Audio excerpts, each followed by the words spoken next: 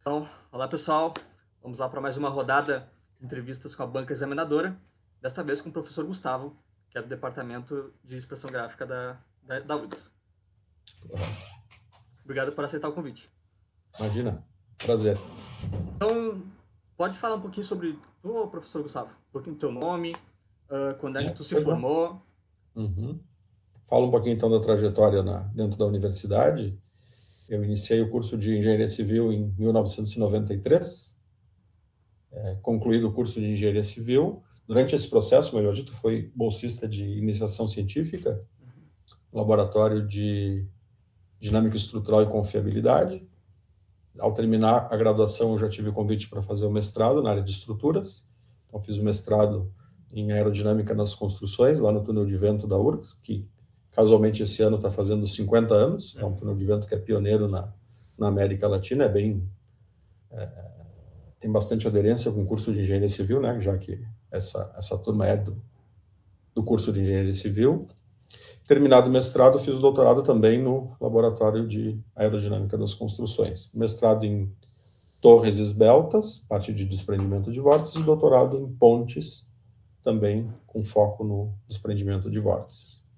E em 2008 comecei como professor substituto no departamento de design e expressão gráfica. Prestei concurso em 2010 e desde 2010 sou professor então efetivo da URGS.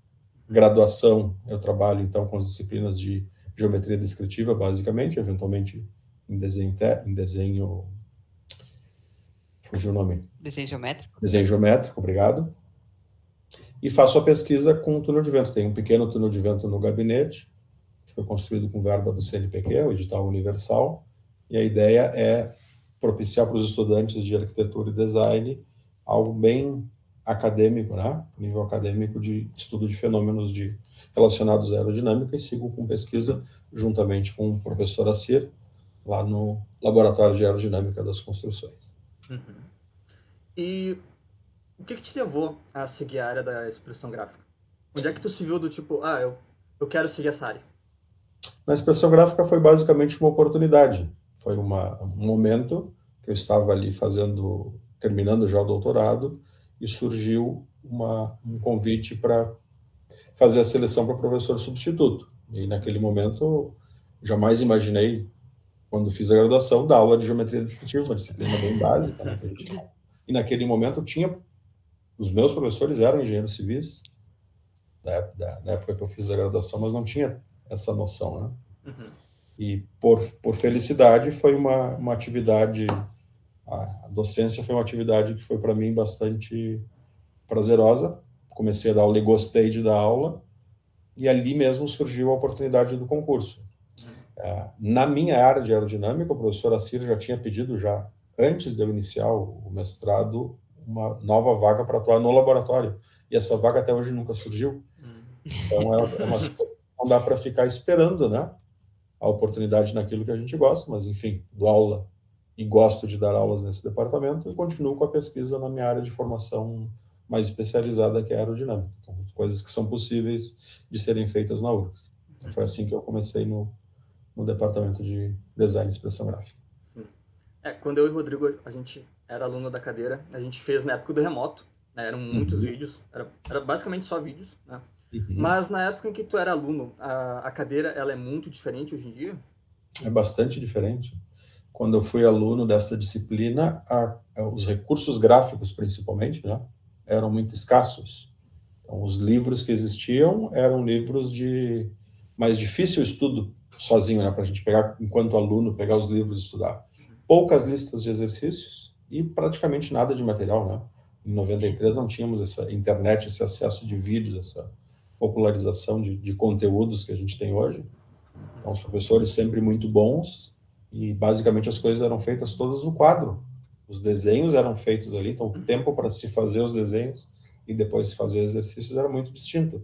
A aula de hoje é muito baseada em apresentações, em PowerPoint, né, para a parte teórica, já que é uma disciplina teórico-prática, e depois tem o segundo momento da disciplina, basicamente um terço, dois terços da aula, um quarto, três quartos, com a parte prática, a parte que vocês ficam desenhando. E fora isso, a pandemia também propiciou a produção de muito material, né, de muitos vídeos, conforme tu disseste, e hoje eles servem de apoio. Se no momento a aula deveria ser estudada ali, as nossas aulas no departamento não eram síncronas, né, eram encontros para tirar dúvidas. O que era passado a sistemática era estudem sozinhos e venham tirar as dúvidas. Naquela função toda que é difícil de manter todos com internet, os computadores em casa eram mais requisitados, então para atender essa possibilidade foram assim, mas foi um material que ficou. E eu acho que hoje em dia até tem muito material, o que muitas vezes também dificulta. Então a gente até fala que os vídeos é para quem perdeu a aula, estão lá sempre disponíveis, não? Muitas coisas para se fazer no currículo, nas disciplinas que vocês cursam, tem muita demanda de trabalhos e de horas para estudo fora de casa. Sim. Na tua carreira, além da área de expressão gráfica, já teve contato com alguma outra área, em algum estágio na época de estudante, ou chegou a trabalhar no mercado? Perfeito. O túnel de vento, coordenado pelo professor Assir, tem desde sempre uma situação que eu acho muito importante, vai ao encontro do que faz o professor Daniel. Grande maioria, e se não a totalidade dos alunos que estão ali fazendo mestrado e doutorado, tem interação com o mercado na medida que o laboratório presta serviços de consultoria. Então, a pesquisa que é feita ali, existe a pesquisa pura, aplicada, sem um viés de tem que funcionar, mas a grande maioria da pesquisa realizada ali são estudos de caso. Então, o professor sempre colocou os alunos, e aí eu tenho essa experiência de quase 10 anos trabalhando ali no mestrado e doutorado, de interação com o meio comercial. Então, que uma empresa contrata o laboratório para prestar um serviço, tem um prédio a ser construído, quer saber o carregamento de vento, se constrói esse modelo, e isso aí está associado com a questão justamente da expressão gráfica, porque os arquivos chegam em geral em CAD, tem que se estudar, projetar o modelo, construir o modelo, instrumentá-lo, levá-lo ao túnel de vento e medir as forças devidas ao vento, basicamente as pressões, e com isso se gera um relatório. E esse relatório, logicamente, tem toda uma interpretação que é feita para devolver ao cliente como o serviço prestado, né? Então, a minha experiência profissional, de fato, foi assim, participando de projetos reais, tá? Durante todo o mestrado e doutorado, e a pesquisa ali sendo desenvolvida. Depois de um estudo feito, aquele modelo fica no laboratório e se consegue estudar outros fenômenos, né? Produzir mais material, produzir situações diversas do que aquela em estudo, e isso aí serve como um material de divulgação, né? Inclusive de alimentação, em termos de dados, para a norma de vento. A norma de vento do Brasil, que hoje está em processo de atualização, foi criada basicamente com dados do laboratório, desse laboratório de aerodinâmica das construções. Então, foi nessa ideia de trabalho. Sempre estive dentro da universidade. Eu terminei o segundo grau, como era chamado, né? Já iniciei na universidade e nunca mais saí, porque eu tive sempre vínculo de aluno, de graduação, de mestrado, doutorado e depois como professor. Então, nunca tive uma atuação direta como funcionário de empresa privada. Então, professor, a gente brinca que aluno da URGS não dorme, né? Porque tem sempre uma coisa nova, ou é a cadeira de manhã, tarde, noite, ou tem que fazer os trabalhos, né? Qual que é mais ou menos a carga horária do professor? Em termos de horas de aula? Isso. Não de aula, mas de serviço no geral. É um envolvimento que mudou bastante, principalmente depois da pandemia, né? Em que eu escuto bastante, né, que o professor só dá aula, ou o professor tu só dá aula, né? Muito recorrente. Não, a gente está envolvido numa série de coisas, inclusive burocráticas, né? Eu já estive como chefe substituto do departamento 2 vezes, em comissões de pesquisa e em colegiado do departamento. Isso toma tempo em termos de reuniões, de material que a gente tem que ler, né? Convites para bancas, quase que nem é um trabalho de leitura que necessita concentração, né? E com a questão, então, de aula, 10, 12 horas por semestre, nosso departamento é um departamento que a carga horária dos professores normalmente é mais elevada que a média na universidade. A gente atende muitos alunos, né, de vários cursos. Então, 10, 12 horas, já chegou a 14 horas de aula. E isso tudo tem preparo, tem os horários depois para as correções, tá? Tem um envolvimento, então, com a pesquisa no túnel de vento. e eventualmente estou fazendo alguma coisa. Essa semana estava auxiliando uma colega do departamento que estava querendo calibrar um anemômetro. Então, é muito diverso, assim, os horários. E em casa, muitas vezes, os finais de semana e no próprio dia normal, né? Se não está na universidade, está em casa, mas quase que sempre fazendo alguma coisa relacionado à atividade acadêmica, preparação, correção, escrevendo algum artigo. Então, isso aí é um tempo... É difícil de mensurar a quantidade porque possibilita uma flexibilidade que hoje em dia é muito bom, né? A gente tem como conseguir marcar uma consulta no meio do dia, atender uma entrevista como vocês estão solicitando no meio da manhã. Então, essas coisas são possíveis e eu acho muito boas. Com relação ao aluno da URGS, brincando que não dorme, né? Tem que procurar dormir porque é necessário, inclusive, para a fixação do conhecimento que vocês estão adquirindo. Então, tem que se organizar, se planejar, né? Embora as demandas sejam muitas, né? Vocês têm que também cuidar nesse aspecto, porque é necessário o sono, que é reparador e permite que as coisas fiquem bem sedimentadas. Sem Na dúvida. época da graduação também, não dormi várias noites, fazendo trabalhos, estudando até mais tarde. Mas não dormir a todas as noites foram algumas, né? Em geral, era um estudo até mais tarde. Semana de provas é aquele caos, mas Eu sei, é eu sei. interessante. Dá para imaginar. Então, voltando para o assunto do caos, professor, tem algum caos, assim, na tua carreira? Tu pensa, tomara que não aconteça de novo. Pode ser como professor ou Tu disseste, desculpe, doutorado. caos ou caso? Caos. Alguma coisa Caos. que bagunçou, assim, a tua... Vamos dizer assim, bagunçou a tua vida. Mas tu, sei lá, pode ser alguma coisa que tenha... Alguma coisa engraçada, alguma coisa que tu tirou como lição. Bom, sobre caos, assim, do jeito que eu estou interpretando, que não tirou mais da zona de conforto, foi justamente essa questão da pandemia, que foi um desafio, não só preparar material, que a ideia era preparar um material de qualidade, né, já que vai se fazer, e eram mais de uma disciplina, eram 3 disciplinas em questão, geometria 2, A3 e desenho geométrico. Então, o pensar como elaborar isso aí, preparar um material de qualidade, isso foi desafiador, além de ensinar uma disciplina que é teórico-prática, que é com jogo de esquadros, que é com traçado, a avaliar isso aí. Então, isso foi muito desafiador e nos colocou, de fato, em termos de grupo de professores, né, como um desafio. Isso tomou muito tempo, né? Aprender várias coisas que não são do dia a dia, né? Uma coisa é fazer um PowerPoint para uma apresentação, outra coisa é ver como é que se edita isso aí com som adequado, com iluminação adequada, momentos de fazer os desenhos no papel, que a iluminação fosse natural. Aqui tem uma janela aqui à minha direita. Então, tinham lugares na casa para preparar isso aí que eram adequados, e depois de um horário não dava para fazer com iluminação artificial, porque gerava sombra, gerava uma série de desconfortos, não tinha como. Mas que eu me lembro, assim, de desafiador nesse aspecto, mas não de causa, assim, mas desafiador foi isso aí, durante a trajetória. O demais muitos bons momentos, eu não consigo destacar alguma situação, assim, nem de engraçada, nem de caótica, assim. É que na pandemia foi um caso novo, né? Ninguém estava Lógico, preparado. Foi tudo todos. meio que de última hora, né?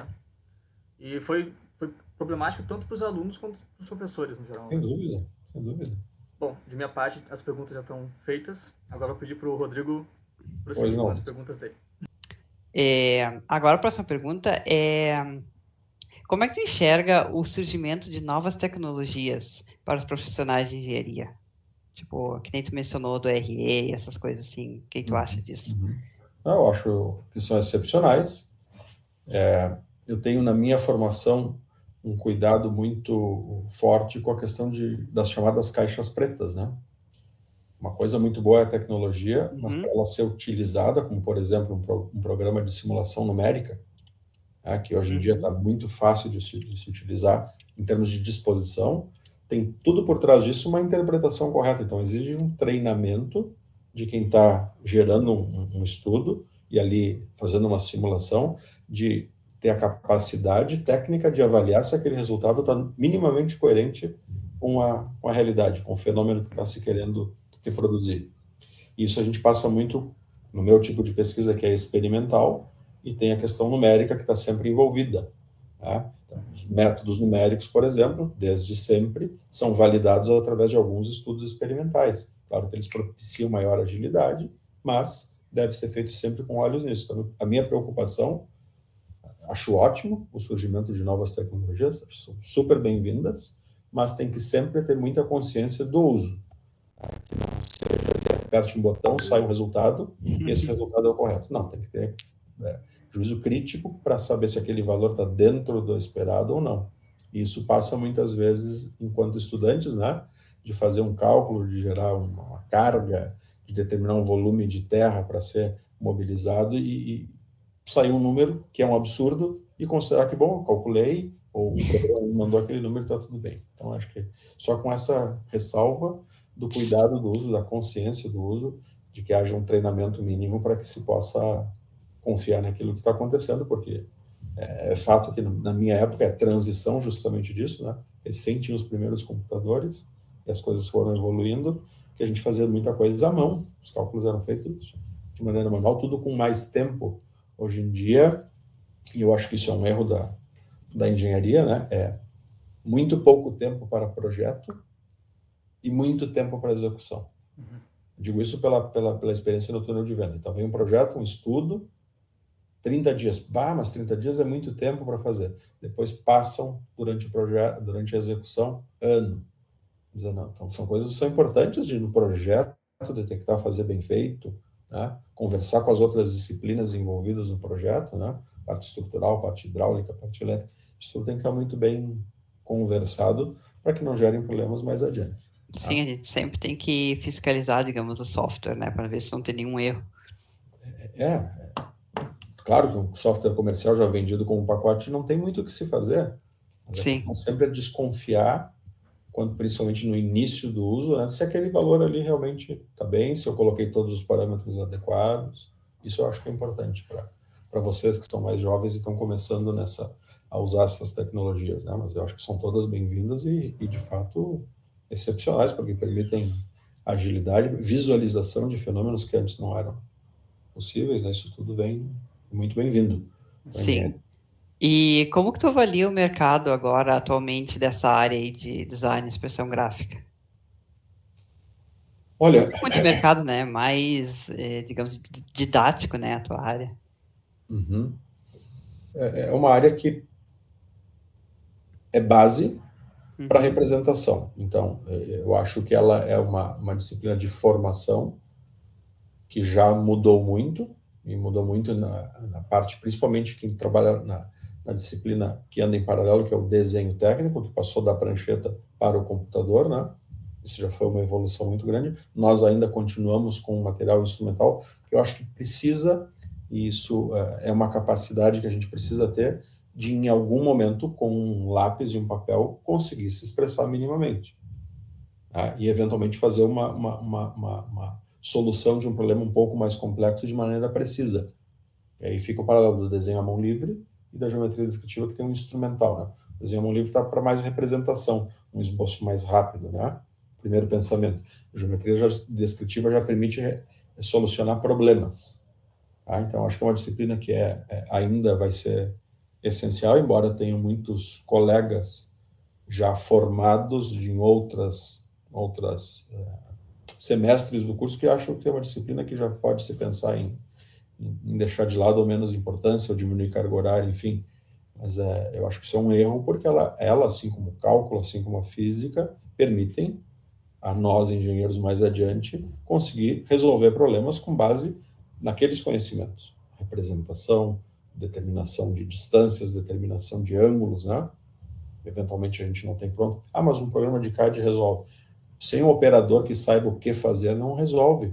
O CAD agiliza as coisas, né? Mas ele não faz as coisas sozinho. Claro que ele proporciona vistas, uma modelagem em 3D, isso tudo é muito bom. A gente consegue dali extrair muita coisa pronta. Mas eu acho que precisa sempre alguém com uma base teórica, né? Um referencial para solucionar os problemas novos, que eu digo muito para os alunos, né? Não pensem que os problemas estão numa caderneta, você se forma e ganha uma caderneta, depois na vida profissional tem o problema X, abre na página 8, está lá a solução. Não. É nesse repertório de coisas que a gente passa, que aprende, e é por isso a importância de tentar aprender Lógico que o aluno cria um mecanismo de o que eu tenho que fazer para ser aprovado. E esse caminho é natural. Acho que não admitir isso é um erro. Mas precisam sempre estar em busca de aprender. É um momento ali de aprender. A universidade é um ambiente novo para quem entra, onde estão numa idade de descobertas. A parte social, sim, é importante, né? Esse convívio, as coisas todas que são feitas fora da aula, mas o objetivo principal, o foco é o estudo. Então, acho que isso eu sempre friso bastante. Estão aqui para estudar, aproveitem o tempo de estudo. Fora daqui, tem outras coisas para fazer, tem a vida, tem as preocupações, o trabalho, né? E outras coisas que acontecem, e mais carga de trabalhos da universidade. Então, aproveitem sempre o estudo de aula, o horário de aula para os estudos. Sim. Qual recomendação que tu daria para alunos de engenharia que têm interesse em projetos no geral? Estudar muito. Estudar muito, buscar, se já consegue reconhecer uma área que, por exemplo, quer trabalhar com área estrutural, quer trabalhar com parte prática de construção, quer trabalhar com a parte hidráulica, né? Buscar um estágio nessa área. Agora, o buscar um estágio não é só uma folhinha de papel com um currículo bem escrito, né? Vai existir uma entrevista e a formação, o histórico escolar vai ser avaliado. Então, a construção de como eu digo, né? Vocês estão iniciando o curso, tem muitos que já têm ideia, porque tem familiares, tem conhecidos, né? Que vão para a área acadêmica, ou depois que querem fazer um mestrado, doutorado. Querem um percurso acadêmico com conceitos A e B, comecem a construir agora. E como é que se constrói isso, né? Estudando, não existe mágica, né? Focar nos estudos e aproveitar o momento de estudo que está sendo disponibilizado, que quantas pessoas gostariam de estar nesse lugar estudando, né? A oportunidade não é só pelos acessos que estão sendo, às vezes não tem possibilidade física, né? A vida não permite, não tem horário disponível, não teria como pagar, mas consegue ingressar na Universidade Federal, mas não tem horário para ir, não adianta, a vida não permite, porque tem que cuidar de um parente, porque tem que trabalhar. Então é o que eu digo sempre, aproveitar a oportunidade que está sendo oferecida e estudar, né? O foco tem que ser o estudo, e as outras coisas na vida vão acontecendo junto, é lógico. E eu sei que as coisas mudaram, né? E toda essa questão da saúde mental que hoje está sendo discutida na universidade é super importante, né? Eu já enfrentei problemas com alunos em sala de aula, tá? Um problema de surto, né? De estresse mental, e a gente precisa minimamente saber lidar com isso e entender toda a comunidade, os professores e os alunos, que sim, é um momento complicado, que sim, tem coisas difíceis, tem disciplinas difíceis, né? Não dá para passar adiante, né? Então, assim, se isso aqui não me serve, eu tenho que pensar, de repente, eu não estou numa área adequada. A engenharia tem carga de matemática, tem carga de problemas para serem resolvidos. Eu não gosto de resolver problemas. Não, isso não serve para engenharia. Esses são problemas. E a gente precisa o tempo inteiro elaborar o problema mentalmente, que pode pensar em soluções, pensar como resolver. Às vezes tem que ser muito rápido, às vezes tem tempo para pensar na solução. Mas como é que é gerada a solução? Com base num conhecimento, com base numa apropriação prévia de conceitos, né? E outra coisa é saber que, né, não vai se saber de tudo. A engenharia é uma área que permite uma ampla atuação no mercado de trabalho. Eu digo isso porque na época em que me formei o mercado não estava tão bom. Tem colegas que foram para o mercado de engenharia, de construção, de projeto, foram para trabalhar em bancos, né, foram trabalhar na área de economia, na área de administração, inclusive, porque a engenharia é um leque muito amplo de possibilidades, né? E que a gente vai no percurso, eventualmente vai caindo pelas oportunidades, como foi o meu caso. Eu jamais imaginei que ia ser professor e que ia trabalhar com aerodinâmica, mas as coisas foram ali, as oportunidades aparecendo, e se tu vai gostando daquilo que tu faz, isso é outra coisa importante, né? Não vão se dedicar a coisas que não gostem de fazer. Isso deve ser muito chato, né? Então tem que pensar que o trabalho tem que gerar uma condição de vida, mas tem que ser uma atividade prazerosa minimamente, né? Se for mais, muito melhor. Sim. Como é que tu enxerga o projeto Ponto de Partida dentro e fora da graduação? No sentido de, tipo, a diferença entre dos alunos, né, que estão participando do projeto e quem já atua na profissão, tipo, já é formado, tipo, tu, assim, sabe? Essa diferença, assim. Eu acho uma atividade, né, uma iniciativa excelente do professor Daniel e equipe, e todos que trabalham já estão de parabéns, né, porque eu acho que é uma das grandes críticas num curso de engenharia que não se fique só na teoria. Embora, repita, a teoria é importante porque o abstrato é importante porque é isso que vai permitir solucionar o problema qualquer que venha a acontecer. Mas um estudo de caso, e eu digo isso por experiência própria, né, com essa interação no mercado, quer dizer, fazer o estudo em túnel de vento e não ficar só naquela pesquisa, isso aqui, não, tem aplicação. E isso a gente entende que está dando um retorno para a sociedade ao aplicar e tornar as condições, né, de infraestrutura, por exemplo, no caso de rodovias, adequadas. Tá? Então, o ganho para os estudantes, eu acho que é enorme. Eu imagino, né, que seja um esforço adicional, é muito trabalhoso fazer a disciplina, participar do projeto. E exige muita responsabilidade, né? Existe todo um planejamento para conseguir cumprir as etapas, até onde eu conheço, mas eu acho sensacional a ideia de fazer já na graduação uma atividade nos moldes do que vai ser a vida profissional. Isso só está preparando o estudante, só está gerando um ganho para ele enquanto estudante, e depois como profissional não se fala, porque depois se vai para aquela área ou outras áreas que exijam esse tipo de estrutura, né? Participar de uma licitação, de apresentar toda a questão técnica pregressa, isso tudo é sensacional. Eu acho muito bem-vindo, mais iniciativas como essa seriam muito bem-vindas, mas, de novo, não pode ser só assim. Existe também uma angústia do aluno querer saber tudo, onde é que eu aplico isso? Tá, isso aqui eu uso em quê? Não precisa estar com essa angústia nesse momento. As coisas vão acontecendo. Quando estuda cálculo, jamais imaginei que ia usar uma série de ferramentas. Hoje eu uso. Naquela época eu não entendia por que eu fazia aquilo. Hoje eu entendo a aplicação. E as coisas são assim, a gente precisa ter essa bagagem e depois para aplicar. Se consegue fazer uma aplicação prática desta ordem que é feita no projeto Ponto de Partida, eu acho muito bem-vinda e sensacional, e parabenizo de antemão a iniciativa do professor Daniel e toda a equipe envolvida. Sim. Agora, a última pergunta. O que tu espera que os alunos apresentem nessa audiência pública? Olha, é novidade para mim, né? Eu não participei desse tipo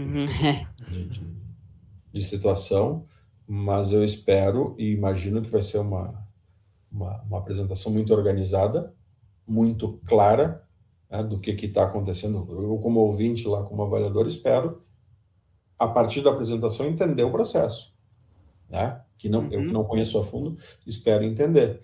Eu espero essa seriedade, a organização, a apresentação adequada, o tempo cuidado, porque isso tudo é cobrado, né? Prazos para essas coisas serem realizadas, e o domínio, né, do que está sendo falado. Né? Então, de novo, eu não estou aqui hoje, tenho a formação de rodovias lá da graduação, nunca trabalhei, sem dúvida da parte técnica não sou mais adequado para falar, mas da parte de como a coisa se apresenta, uma ideia de formal, das formalidades acadêmicas, da formalidade do que é apresentado, eu consigo fazer alguma contribuição. Sim. Perfeito. Bom, quer encerrar aí? Posso encerrar. Então, muito obrigado a todo mundo que assistiu até aqui. Se inspirem na entrevista do professor para fazerem a apresentação, que ele vai cobrar de vocês na turma da tarde, tá? Agradecer de novo ao professor pelo tempo que teve com a gente, certo? E desejar boa sorte na audiência de quarta-feira. Pois não. Muito obrigado pela oportunidade. Um abraço a todos aí, bom trabalho.